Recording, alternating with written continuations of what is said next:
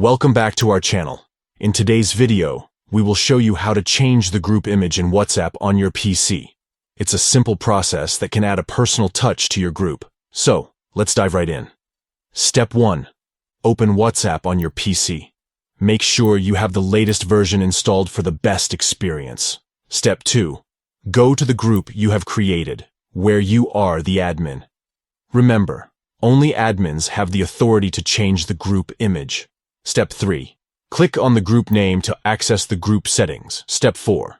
Now, click on the group photo. Step 5. A list of options will appear. Choose Change Image from the list. Step 6. Browse your computer for the image you want to use and click Open.